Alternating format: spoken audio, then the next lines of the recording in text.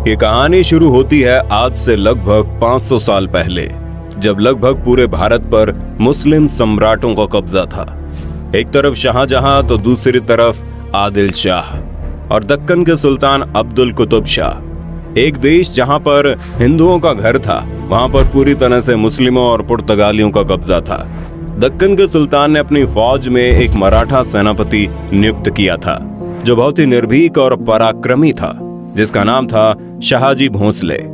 19 फरवरी साल 1630 को शाहजी भोंसले के घर एक बच्चे का जन्म होता है। सभी लोग सोचते हैं अपने पिताजी की तरह ये बच्चा भी एक दिन मुस्लिम सुल्तान के फौज का सेनापति बनेगा, लेकिन नियति को कुछ और ही मंजूर था। किसे पता था एक ऐसा बच्चा जिसका पिता खुद मुस्लिम सम्राट की फौज का सेनापति है, एक दिन भारत में जितने भी मुस्लिम सम्राट मौजूद हैं, वो सभी उस बच्चे के सामने घुटने टेक देंगे।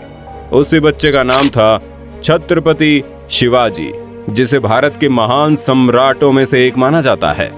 अरब और खाड़ी देशों से आए हुए मुसलमान भारत के राज्यों पर कब्जा तो कर लिए थे, लेकिन इतनी दूर से यहाँ के राज्यों और किलों को संभालने के लिए मंत्रियों को लाना संभव नहीं हो पाता था।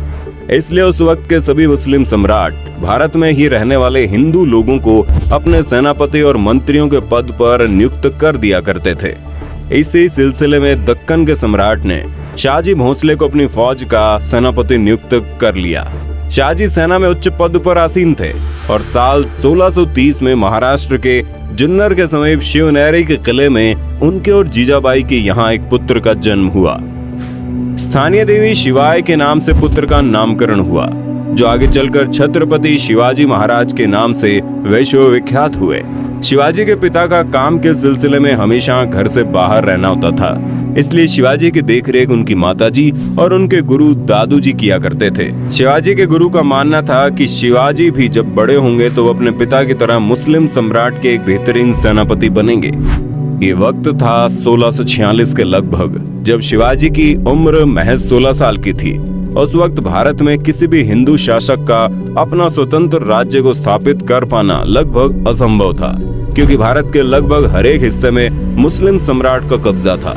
और अगर कोई हिंदू शासक अपना स्वतंत्र राज्य स्थापित करना भी चाहता तो उसके लिए 3 परिस्थितियों का होना बड़ा जरूरी था। एक, कि वो शक्तिशाली साम्राज्य के केंद्र से दूर हो, ताकि कोई भी सम्राट उस पर अटैक न कर पाए। जमीन खेती के लिए अनुपयोगी हो, ताकि कोई भी मुस्लिम सम्राट उस पर कब्जा करने के बारे में सोचे ही नहीं। और तीसरा ये कि वो राज्य जंगलों से घिरा हो, ताकि छापामार युद्ध या फिर गोरिल्ला युद्ध किया जा सके। यही परिस्थितियां साल 1646 में शिवाजी के लिए अनुकूल बनी, जब इन्होंने स्थानीय किसानों मावली के समर्थन से अपनी सेना का निर्माण किया। शिवाजी बहुत ही अच्छी तरह से जानता था कि किसी भी साम्राज्य को स्थापित करने के लिए किलों की क्या महत्वता है, इसलिए सिर्फ 15 साल की उम्र में ही उन्होंने आदिल शाह अधिकारियों को रिश्वत देकर तोड़ना, चाकन और कुंधाना किले को अपने अधिकार में कर लिया। इसके बाद उन्होंने थाना फोर्ट, कल्याण फोर्ट और भिवंडी फोर्ट को मुल्ला अहमद से छीनकर अपने अधिकार में कर लिया। इन घटनाओं ने आदिल शाही साम्राज्य में हड़कंप मचा दिया कि आखिरकार ऐसा कौन आ गया जो मुस्लिम सम्राट किस साम्राज्य में दखल अंदाजी कर रहा है। जैसे उन्हें पता चला कि ये काम कोई और नहीं बल्कि शाहजी भोंसले का बेटा शिवाजी कर रहा है। शिवाजी को रोकने के लिए उनके पिता को गिरफ्तार कर लिया गया। इसलिए शिवाजी ने अगले 7 साल तक आदिल शाह पर सीधा आक्रमण नहीं किया। शिवाजी ने लगभग 7 सालों का इंतजार किया और धीरे धीरे अपनी सेना को बढ़ाता रहा। एक वक्त ऐसा आया जब उसने एक एक करके 50 से ज्यादा किलों को अपने नाम कर लिया। धीरे धीरे शिवाजी का प्रभाव बढ़ने लगा। अब लोगों को यह महसूस होने लगा था कि कोई तो ऐसा है जो मुस्लिम सम्राट को टक्कर देने वाला है। अपने डर को कायम रखने के लिए और शिवाजी के बढ़ते प्रभाव को रोकने के लिए साल 1659 में बीजापुर की बड़ी साहिबा ने अफजल खान को 10,000 सिपाहियों के साथ शिवाजी पर आक्रमण करने का हुक्म दे दिया। उस वक्त अफजल खान को सबसे क्रूर और सबसे ताकतवर शख्स माना जाता था, क्योंकि जिसका भी सामना उससे होता था उसकी मौत निश्चित थी। सबसे पहले तो अफजल खान ने शिवाजी को उकसाने के लिए कई मंदिरों को तोड़वा डाला और बहुत सारे हिंदू नागरिकों का कत्ल करने लगा। अफजल खान को इस बात का पता था कि शिवाजी बहुत ही चालाक है, इसलिए वो एक एक करके सभी किलों को अपने कब्जे में ले रहा है। कहीं न कहीं अफजल खान को भी शिवाजी से डर लगने लगा था। यही वजह थी कि अफजल खान ने उसे चालाकी से मारने की सोची। और अफजल खान ने शिवाजी को मिलने के लिए न्योता भेजा। शिवाजी तुरंत ही न्योता स्वीकार कर लेता है और अफजल खान से मिलने की जगह नियुक्त करता है। जैसे ही दोनों आमने सामने होते हैं, अफजल खान शिवाजी को गले लगाने के लिए आगे बढ़ता है और अपने चाकू निकालकर शिवाजी को मारने ही वाला होता है कि शिवाजी तुरंत अपनी कटार को निकालकर अफजल खान का पेट फाड़ देते हैं। इस जीत के बाद शिवाजी का नाम और ज्यादा मशहूर होने लगा। लोगों के मन में मुस्लिम सम्राट का डर लगभग खत्म होने लगा था। इस बार बीजापुर के सुल्तान ने शिवाजी को हराने के लिए अपने सबसे बेहतरीन सेनापति रुस्तम जवान को भेजा।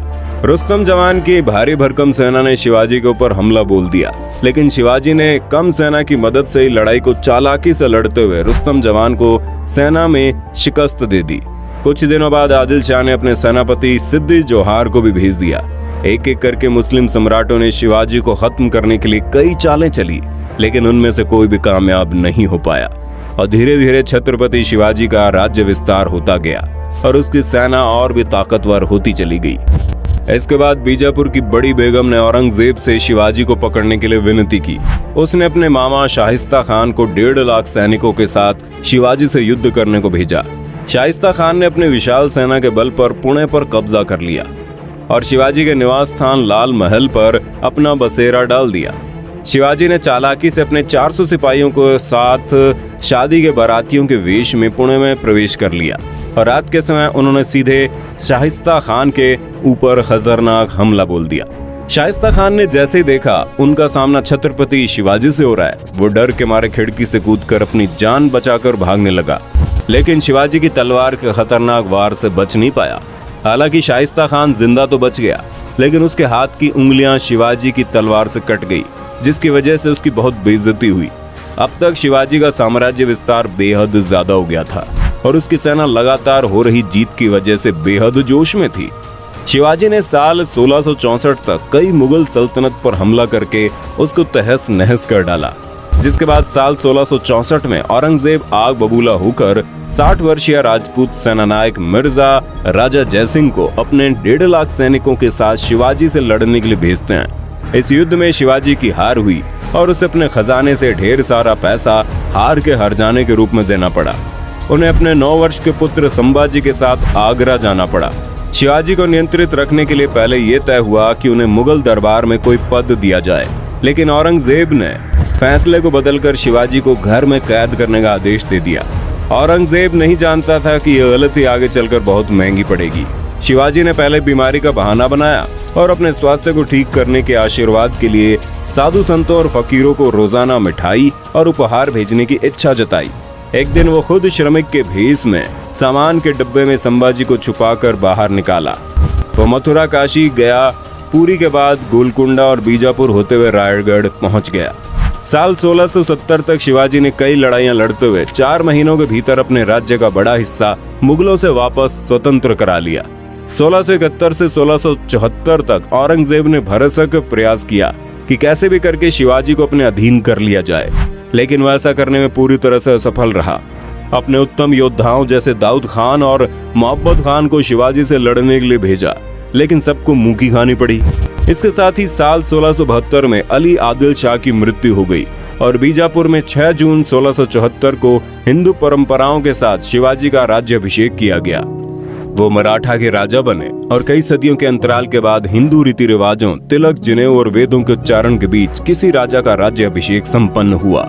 शिवाजी की महानता सिर्फ उनकी बहादुरी और युद्ध कौशल में नहीं थी, बल्कि वो एक योग्य प्रशासक भी थे।